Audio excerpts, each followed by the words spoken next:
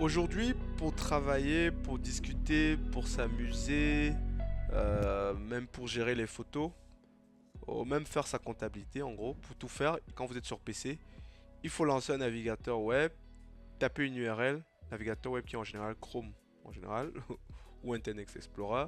On tape une URL, on arrive sur une page web, on demande un identifiant, un login, un password, on entre nos identifiants et ensuite se connecte à ce logiciel et on peut commencer à travailler. Pour ceux qui ont connu l'informatique, qui ont travaillé dans l'informatique, qui utilisaient déjà les PC il y a 10 ans en arrière ou 20 ans en arrière, ils savent qu'avant, c'était pas comme ça. Avant, notamment quand moi j'étais plus jeune, ce qu'il fallait faire, c'est on installait des logiciels. En général, c'était des logiciels qui étaient piratés, craqués, donc pour avoir du Word, du Photoshop, des logiciels de compta. Donc on avait une disquette, après c'est passé à des CD-ROM et ensuite c'était des clés USB qu'on mettait dans notre PC. On avait notre binaire, notre .exe, on double-cliquait dessus et on faisait next, next, next. Et à la fin, on avait notre logiciel qui était installé sur notre PC. Et accessoirement, ce logiciel, il nous ramenait dans, allez, trois quarts du temps des virus parce que c'était souvent des versions piratées. Il y a eu donc un gros changement. Donc pourquoi ce changement? Qu'est-ce qui a amené les éditeurs à se dire pourquoi ce changement est arrivé? Pourquoi on est passé de l'installation des logiciels sur nos PC à saisir des URL dans un navigateur web pour accéder à la plupart de nos logiciels? Techniquement derrière, qu'est-ce qui se passe concrètement? Est-ce que c'est vraiment mieux aujourd'hui comme ce mode tout SaaS que le mode avec des PC traditionnels avec des logiciels? Donc aujourd'hui, on va donc parler de la différence entre les logiciels PC et les logiciels en ligne. Pourquoi aujourd'hui tout est devenu SaaS? Parce que les logiciels en ligne, c'est ce qu'on appelle des SaaS, des Software as a Service. Donc on va essayer de faire une vidéo pour essayer de parler de cette évolution-là.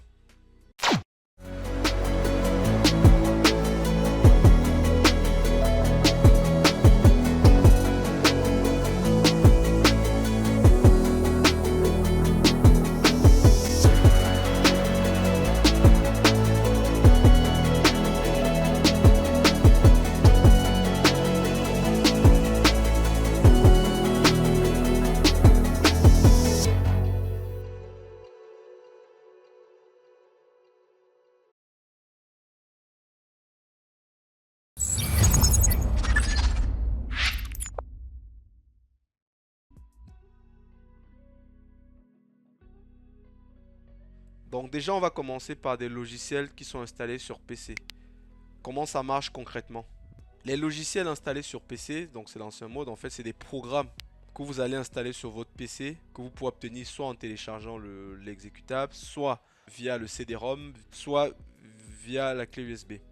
Lui, ce qu'il va faire, il va s'exécuter sur votre environnement de travail, donc sur votre PC. Il va utiliser les ressources de votre PC. Donc, il va utiliser la RAM, la mémoire et le disque dur de votre PC. Certains logiciels vont vous exiger des caractéristiques minimales. C'est-à-dire, vous allez avoir certains logiciels où on va vous dire qu'en gros, il faut 10 Go, je sais pas, 3 Go de mémoire, 5 Go de disque dur d'espace et peut-être 512 mégas de RAM. Voilà.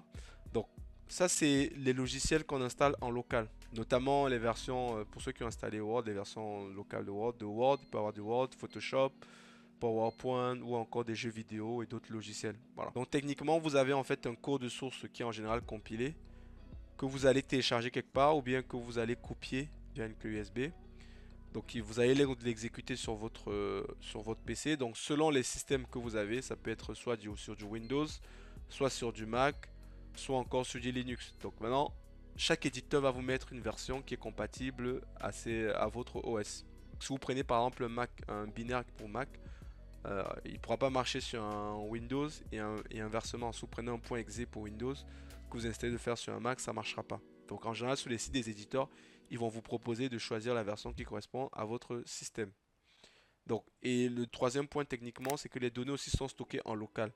Donc tout ce que vous faites, de base, c'est stocké en local. Après, il peut avoir une synchronisation avec les nouvelles versions, les nouvelles mises à jour. Mais historiquement, c'est que les données sont censées être stockées en local. Si vous avez internet ou pas, vous pouvez continuer à travailler. Donc que vous soyez dans le train, que vous soyez en Cambrousse, votre Word est tout accessible, votre logiciel est toujours accessible. Par contre, il y a quelques caractéristiques, c'est que si ton PC est lent ou ne respecte pas les caractéristiques minimales dont a exigé l'éditeur, potentiellement il va avoir des performances dégradées. Si ton PC tombe en panne, donc si tes enfants sont venus jouer avec ton PC, ils l'ont fracassé ou bien t'es allé, on va te la voler, potentiellement tu vas perdre toutes tes données. Sauf si tu les as sauvegardées dans une clé USB ou dans un disque, mais tu es censé avoir perdu tes données qui sont sur ton PC. Si on ne parle pas bien sûr des sauvegardes et tout. Et ensuite maintenant si à un moment donné le logiciel bug ou la licence est expirée, tu vas devoir installer un nouveau logiciel installé. Donc ça c'est un peu les caractéristiques de base avec les logiciels qui sont installés sur des PC ou sur des Mac. Ils n'ont pas totalement disparu, ils existent encore parce qu'il y a certaines tâches qui nécessitent d'être exécutées en local pour que ça aille beaucoup plus vite. Ce modèle là qui est le modèle historique, donc le modèle où on installe des logiciels sur son PC, le modèle tout PC ou tout Mac, voilà, tout installé vraiment sur son PC. C'est un modèle qui a très bien fonctionné pendant des décennies. Historiquement, c'était comme ça que l'informatique a évolué, donc ça a vraiment très bien marché. Ça a permis de vulgariser l'informatique. Pourquoi est-ce qu'on dit que ça a très bien marché? Parce qu'avec ce modèle-là, il y a des zones, par exemple en Afrique, moi je parle de mon cas par exemple, où sans internet, on était capable d'apprendre plein de choses parce on pouvait avoir des versions des versions des logiciels qu'on nous a fournis via des clés USB, et même si on n'avait pas internet, on pourrait quand même travailler, on pourrait quand même progresser.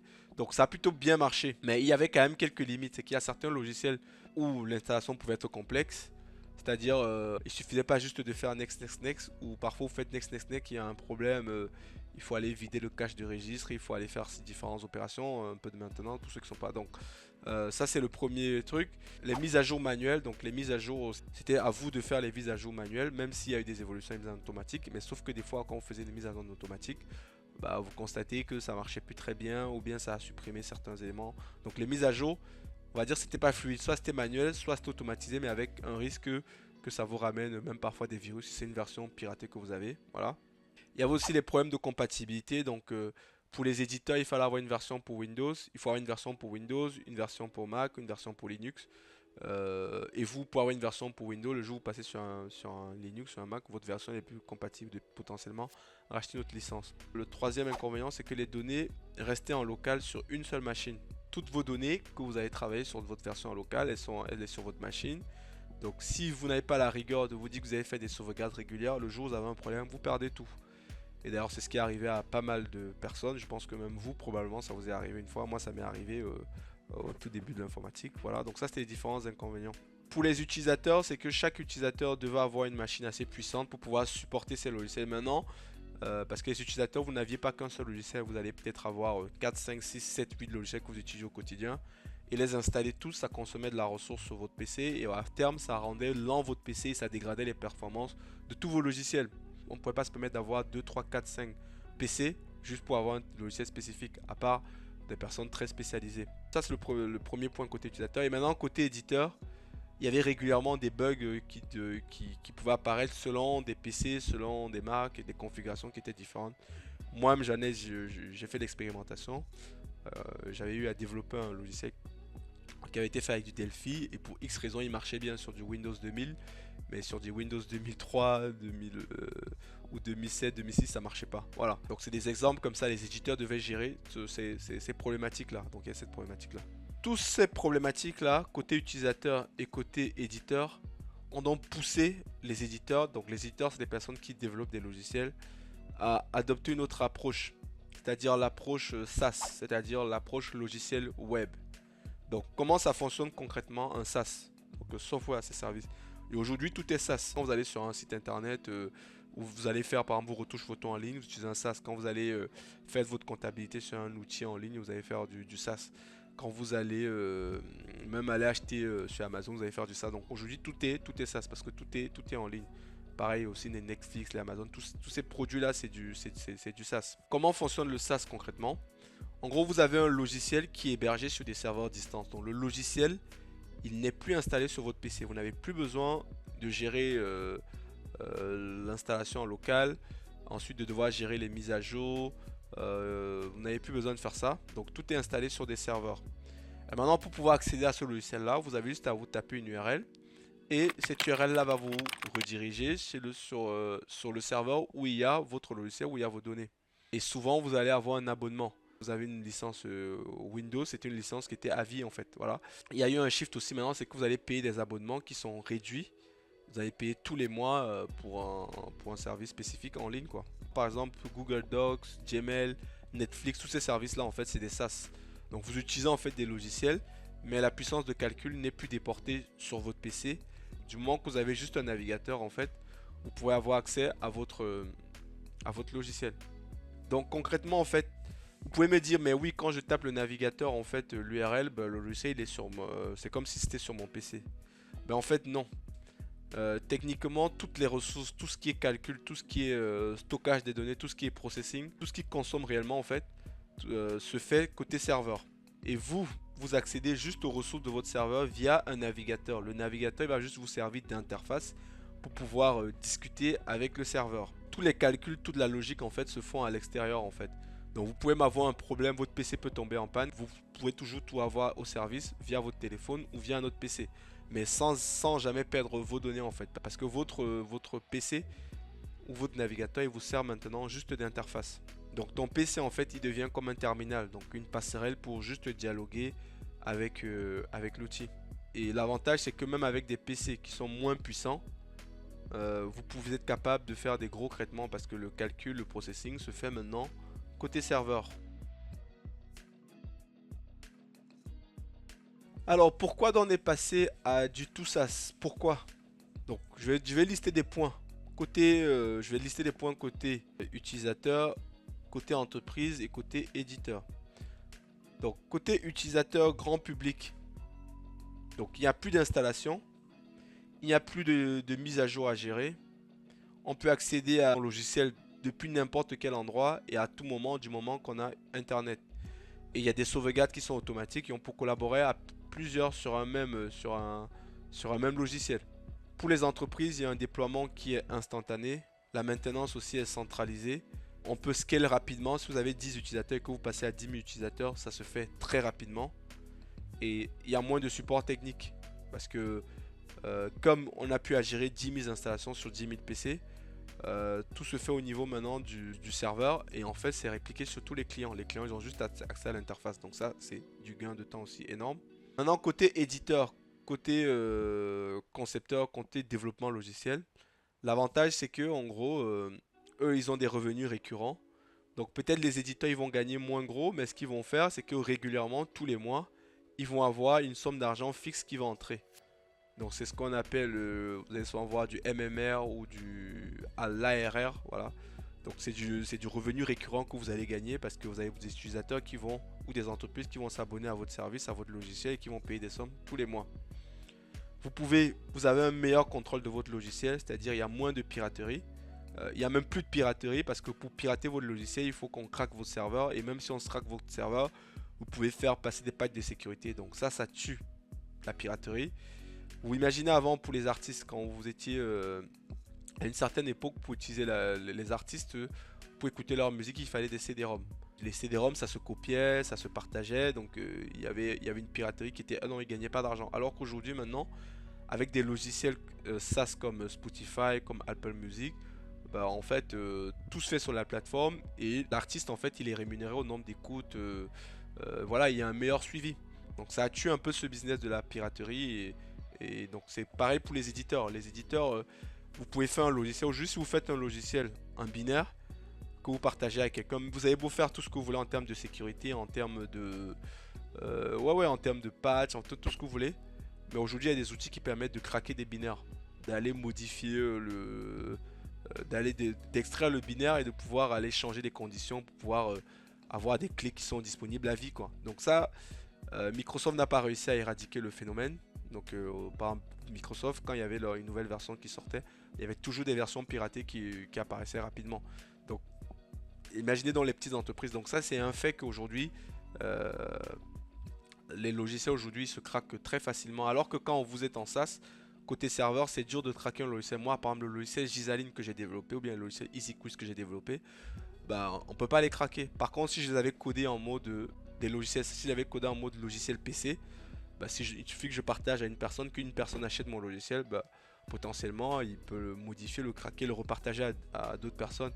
et je peux avoir des dizaines, des centaines de personnes qui utilisent ce logiciel sans que je le gagne, sans que j'ai un contrôle dessus. Alors que le fait que les logiciels sont en SaaS, moi j'ai un contrôle total, je sais qui a accès au logiciel, je peux savoir quelle fonctionnalité est la plus utilisée, je peux savoir les utilisateurs qui utilisent peu, qui utilisent beaucoup, je peux avoir des feedbacks, bon bref, donc ce n'est que pour les éditeurs, ce n'est que du bénéfice, ce n'est que gagnant en fait. Et ensuite les données sont centralisées, donc tout se passe au même endroit, donc j'ai une masse de données que je suis capable après, bien sûr, si les utilisateurs ont donné leur accord, de pouvoir faire des analyses sur ces données-là. Donc c'est tout ça, donc ce n'est que bénéfice de passer au SaaS, donc c'est ça les avantages du SaaS. Par contre, le SaaS, ce n'est pas magique. Avec le SaaS, quand même, il y a toujours des inconvénients. Évidemment que c'est pas parfait. Tout ce que l'homme crée, il n'y a rien qui est parfait. Les inconvénients, c'est que ça dépend quand même fortement d'Internet.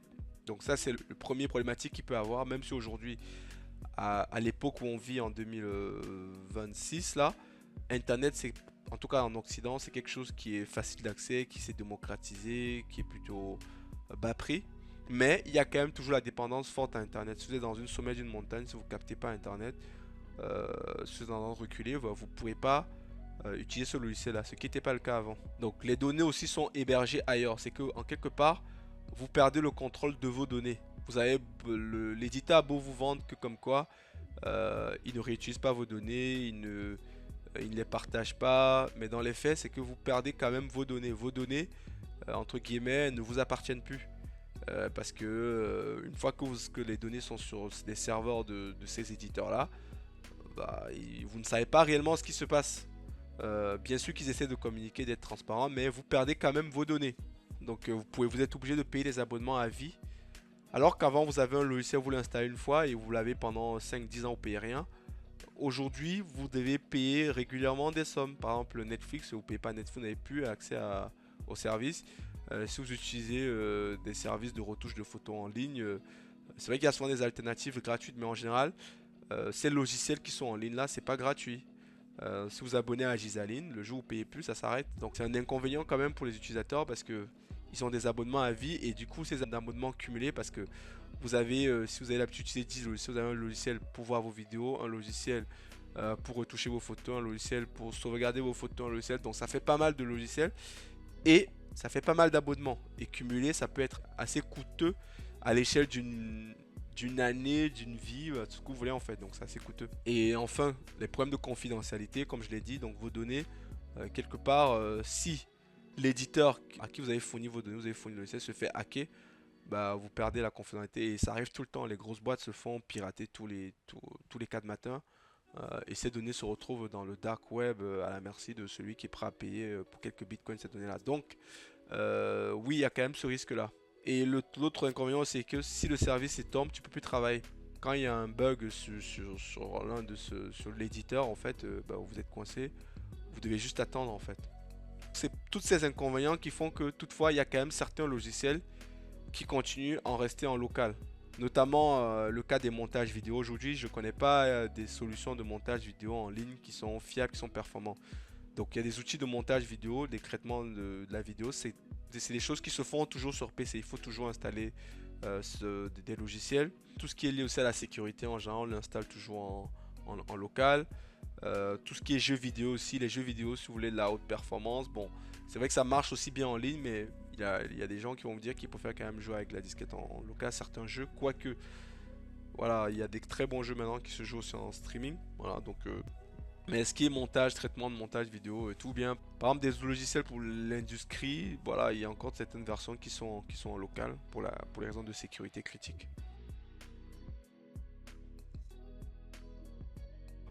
Moi aujourd'hui on va plus apparaître des modèles hybrides, c'est-à-dire que par exemple vous allez toujours potentiellement avoir besoin du logiciel, voilà, vous allez toujours avoir une partie en local. Prenons par exemple les cas des outils comme Discord, comme Teams. Vous pouvez voir maintenant juste ce qu'on appelle le client lourd. Donc vous pouvez avoir une version logicielle d'installer, mais ça ne vous empêche pas de aussi avoir accès à la version web. Vous avez aussi des modes dans lesquels vous allez avoir le logiciel qui est installé en local. Et il y a une synchronisation qui est faite dans le cloud pour éviter la partie perte de données. On vous donne quand même la possibilité de pouvoir travailler en local et après d'avoir la synchronisation. Donc, je pense qu'aujourd'hui, le modèle SaaS est voué encore à durer, vraiment à perdurer. Mais le modèle local n'a pas totalement disparu et je pense que lui aussi il a quand même toute sa place. Mais aujourd'hui quand même la tendance c'est un peu un mix des deux. Et les habitudes, les nouvelles générations par exemple, elles sont plus habituées. C'est aussi une question aussi d'habitude. Il y a et de génération. Il y a des générations, peut-être ma génération, quoique moi je suis un mix des deux. Il y a des générations qui sont habituées à aimer avoir le logiciel, pouvoir utiliser le client loop plutôt que d'aller dans le navigateur web. Mais les nouvelles générations sont plus habituées à aller dans le web. Donc je pense que on aura toujours besoin quand même de certains logiciels en local, à minima pour des raisons de sécurité. Euh, mais le modèle SaaS aussi aura à continuer à avoir sa place. Pour conclure cette partie-là, on va dire qu'avant, tu avais un PC qui faisait tout. Donc, tu avais un PC qui était capable de tout faire. Avec l'inconvénient que plus les années passaient, plus tu installais le logiciel, plus il faisait tout, mais de manière moins performante. Alors qu'aujourd'hui, tu as juste besoin d'un navigateur web. Et que ce soit sur ton téléphone, sur ta tablette, sur ton PC, tu peux accéder à des fonctionnalités très puissantes que tu n'aurais pas pu avoir sur ton PC. Voilà. Donc toi, qu'est-ce que tu en penses toi? Tu préfères continuer à installer des logiciels ou bien tu préfères passer au modèle SaaS? Moi personnellement, je dirais que je suis un mix des deux. Ça dépend de l'usage, de ce que j'ai, de ce dont j'ai besoin et des fonctionnalités. Donc, on va s'arrêter là. On se retrouve la prochaine fois pour une prochaine vidéo.